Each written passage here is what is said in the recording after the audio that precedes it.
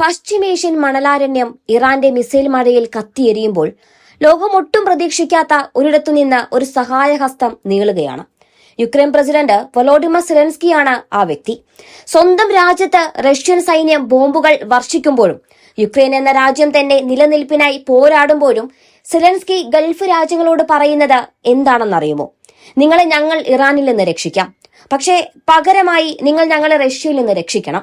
കേൾക്കുമ്പോൾ അല്പം വിചിത്രമായി തോന്നാമെങ്കിലും പശ്ചിമേഷ്യയിലെ യുദ്ധത്തെ തന്റെ രാജ്യത്തിന്റെ നിലനിൽപ്പിനായി എങ്ങനെ ഉപയോഗിക്കാമെന്ന കൃത്യമായ രാഷ്ട്രീയ ബുദ്ധിയാണ് സെലൻസ്കി ഇവിടെ പുറത്തെടുക്കുന്നത്. യുക്രൈൻ എന്ന കുഞ്ഞൻ രാജ്യം വൻ ശക്തികളുടെ ഈ കളിയിൽ എങ്ങനെയൊക്കെ കരുക്കൾ നീക്കുന്നു എന്നത് അതിശയകരമാണ്. ഇസ്രയേലും ഇറാനും തമ്മിലുള്ള സംഘർഷം മുറുകുന്നതിനിടെയാണ് യുക്രൈൻ പ്രസിഡന്റ് വൊളോഡിമർ സെലൻസ്കി തന്റെ പുതിയ വാഗ്ദാനവുമായി രംഗത്തെത്തിയത്. ഇറാനിയൻ ബോംബാക്രമണങ്ങളിൽ നിന്ന് ഗൾഫ് മേഖലയിലെ സാധാരണക്കാരെ സംരക്ഷിക്കാൻ സഹായിക്കാമെന്നാണ് അദ്ദേഹത്തിന്റെ വാഗ്ദാനം. എന്നാൽ ഇത് വെറുതെയല്ല.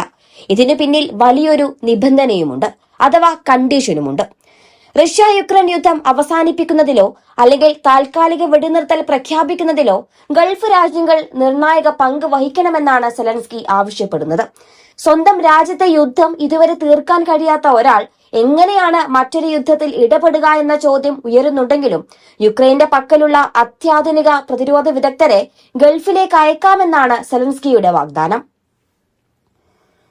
ഗൾഫ് രാജ്യങ്ങൾക്ക് റഷ്യയുമായും വ്ളാഡിമിർ പുടിനുമായും ശക്തമായ സാമ്പത്തിക ബന്ധങ്ങളുണ്ടെന്ന് സെലൻസ്കിക്ക് നന്നായി അറിയാം. അതുകൊണ്ടുതന്നെ റഷ്യയെ യുദ്ധത്തിൽ നിന്ന് പിന്തിരിപ്പിക്കാൻ ഗൾഫ് നേതാക്കൾക്ക് കഴിയുമെന്ന് അദ്ദേഹം വിശ്വസിക്കുന്നുണ്ട്. 1 മാസത്തേക്കോ 2 മാസത്തേക്കോ വെടിനിർത്താൻ അവർ റഷ്യയ്ക്ക് സൂചന നൽകിയാൽ സിവിലിയൻ ജനതയെ സംരക്ഷിക്കാൻ ഞങ്ങൾക്ക് ഞങ്ങളുടെ സ്പെഷ്യലിസ്റ്റ് സംഘങ്ങളെ അയക്കാമെന്നാണ് റോയിട്ടേഴ്സ് റിപ്പോർട്ട് ചെയ്യുന്നത്. ചുരുക്കത്തിൽ ഗൾഫിന്റെ സുരക്ഷയും യുക്രൈന്റെ സമാധാനവും തമ്മിൽ ഒരു വലിയ കച്ചവടത്തിനാണ് സെലൻസ്കി കളമൊരുക്കുന്നത്. യുക്രൈൻ സൈനിക സ്പെഷ്യലിസ്റ്റുകൾക്ക് ഇറാനിയൻ ഡ്രോണുകളെയും മിസൈലുകളെയും നേരിടുന്നതിൽ വലിയ പരിചയ സമ്പത്തുണ്ട് എന്നതാണ് സെലൻസ്കി ഇവിടെ പറയുന്ന വാദം. മാർച്ച് 5, 8, 9 തീയതികളിൽ യുക്രൈൻ യുദ്ധത്തിനായുള്ള സമാധാന ചർച്ചകൾ താൽക്കാലികമായി ആസൂത്രണം ചെയ്തിരുന്നു. അമേരിക്കയുടെ നിർദ്ദേശപ്രകാരം അബുദാബിയിലാണ് ഇതിനായുള്ള വേദി തീരുമാനിച്ചത്. എന്നാൽ പശ്ചിമേഷ്യയിൽ യുദ്ധം രൂക്ഷമായതോടെ ഇതിൽ മാറ്റമുണ്ടാകാൻ സാധ്യതയുണ്ട്. അങ്ങനെ വന്നാൽ സ്വിറ്റ്സർലൻഡിലോ തുർക്കിയിലോ കൂടിക്കാഴ്ച നടത്താൻ താൻ തയ്യാറാണെന്ന് സെലൻസ്കി വ്യക്തമാക്കിയിട്ടുമുണ്ട്. എമിറേറ്റ്സിനെ പോലെ തന്നെ തുർക്കിയും സ്വിറ്റ്സർലൻഡും സമാധാന ചർച്ചകൾക്ക് അനുയോജ്യമായ വേദികളാണെന്ന് അദ്ദേഹം കരുതുന്നു.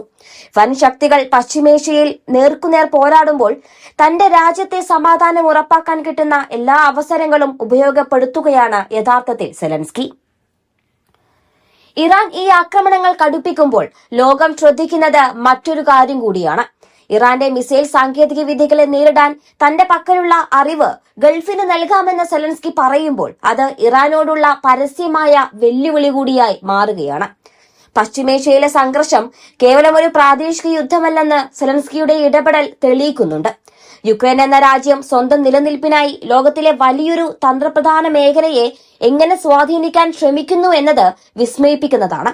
സ്വന്തം രാജ്യത്തെ തീ അണക്കാൻ കഴിയാത്ത ഒരാൾ എങ്ങനെ മറ്റൊരിടത്തെ തീ അണയ്ക്കുമെന്ന ചോദ്യം ബാക്കി നിൽക്കുമ്പോഴും റഷ്യയെ പിന്തിരിപ്പിക്കാൻ ഗൾഫ് നേതാക്കൾക്ക് കഴിയുമെന്ന സെലൻസ്കിയുടെ കണക്കുകൂട്ടൽ ശരിയാകുമോ എന്ന് ലോകം ഉറ്റുനോക്കുകയാണ്. മാർച്ച് ആദ്യവാരം നടക്കാനിരിക്കുന്ന സമാധാന ചർച്ചകൾ പശ്ചിമേഷ്യയുടെയും യുക്രൈന്റെയും ഭാവി നിശ്ചയിക്കുമായിരിക്കും. തോക്കുകൾക്ക് പകരം നയതന്ത്രം വിജയിക്കുമോ അതോ യുദ്ധത്തിന്റെ വ്യാപ്തി ഇനിയും വർദ്ധിക്കുമോ എന്ന് വരും ദിവസങ്ങൾ പറഞ്ഞു തരും.